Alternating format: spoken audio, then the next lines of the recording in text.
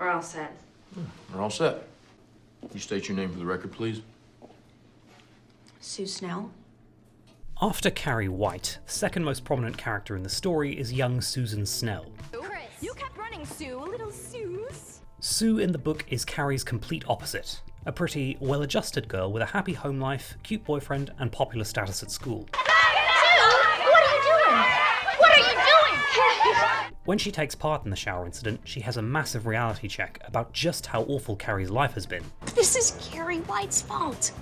She walks around like she gets her mass and go bless down a holy family. She freaked out. Cut her some slack. No, she's always freaking out. Unable to deal with the guilt of having bullied someone like that, she tries to make it up by getting her boyfriend to take Carrie to the prom.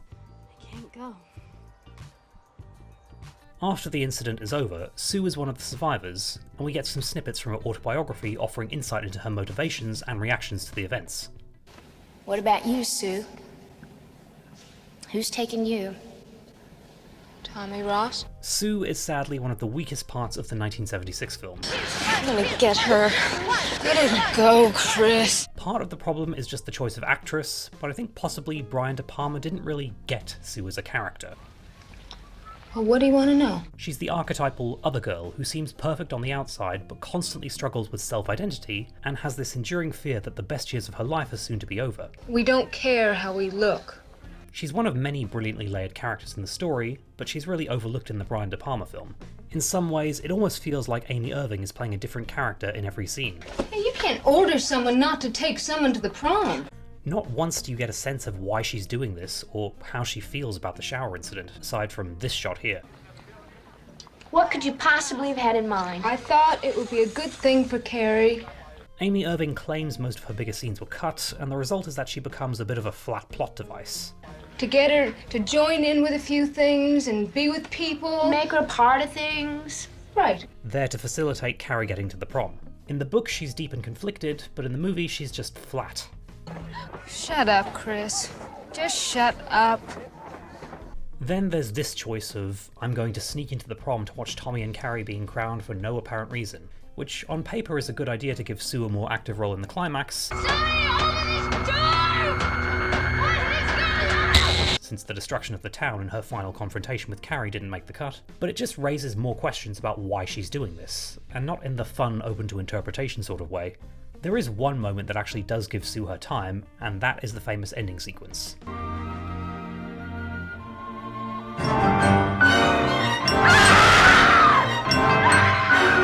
She's both haunted by Carrie and still feels sympathy for her, and this nightmare perfectly conveys that. It's just a shame she didn't get more scenes besides that. We're not that stupid. Neither is Carrie. Maybe not, I don't know. And it's very telling that a lot of people who saw the film assumed that Sue had ulterior motives all along and was in fact part of the prank. Well, you know, I can make sure that you don't hurt Carrie White anymore. We're not trying to hurt her, Miss Collins. We're trying to help her. How? While you could attribute this to standard headcanon, it points to the character not being put in a specific enough direction. But guess who appears in the sequel? I didn't mean to patronize you. So, is that scary for you? I won't spend too much time on the Rage Carrie 2, as I haven't seen it in years, but it's set about 20 years after the disaster. Sue is now a counsellor at a school where Carrie's half-sister Rachel is attending. If you want to talk... No! She soon discovers that Rachel may have inherited the same powers and tries to stop a second disaster. 3 guesses how that goes. Holy shit, dude, it's her! It's her doing it! All I'll say is, interesting ideas. I played with Barbie. She played with horses. She's a back to front. I'm a front to back. 2002's TV remake has Kandyse McClure playing Sue, who probably would have been a main character in the planned series. I'll drive you as far as Florida. Then I have to come back. Right off the bat, you can tell their motivation was to do damage control and emphasize that she wasn't in on the prank. I just can't quite figure you out. I'm an enigma. An original character created for this film is a police detective, and he spends a good portion of his screen time trying to pin the case on her. Sue Snell, where's she? How should I know? She wasn't even there. Because he can guess she's hiding something. I'm not hiding anything. Of course, what she's really hiding is that she saved Carrie's life and is about to drive her to Florida. It wasn't your fault.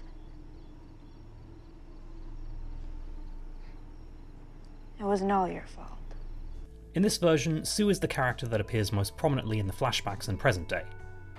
Do you know what it means to conspire, Sue? Yeah.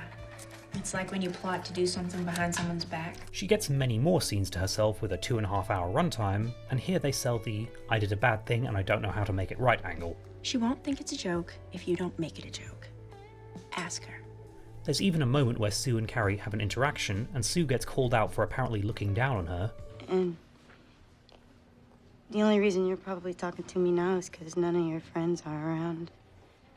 And being motivated more out of pity than remorse. I just thought you'd have a good time, that's all. Sue also appears to be less angsty than you'd expect from someone whose boyfriend and friends were killed in an incident she was partly responsible for. It's been 2 weeks. They've had all the funerals. Am I supposed to wear black for the rest of my life? No, that's not what's bothering me. Then what is? Presumably this was ground that was going to be covered in the series.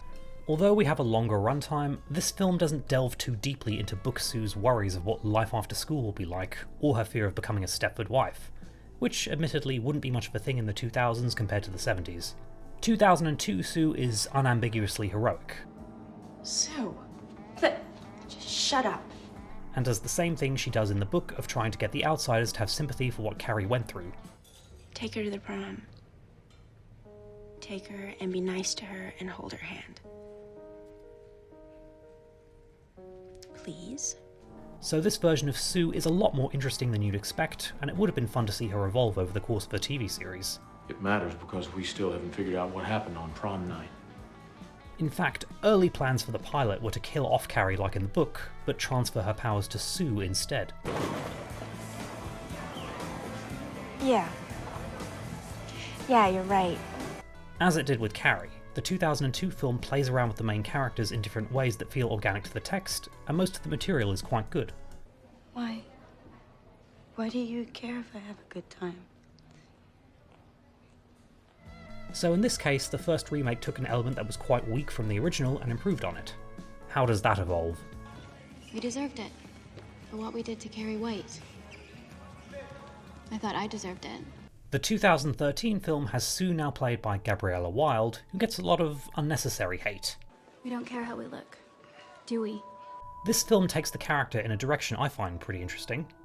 Hey, I seem to remember you were in there throwing shit with the rest of us. What was it that she was calling her? Freak? I stopped. The way the other two films go is, Sue feels guilty right away and has Tommy ask Carrie to the prom.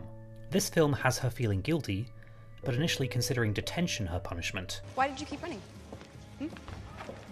Why did you keep running, Stop Sue? it, Chris! Then Chris insinuates that Sue doesn't feel as remorseful as she makes out, and only did detention so she could go to prom. Already practice the sounds you're gonna make?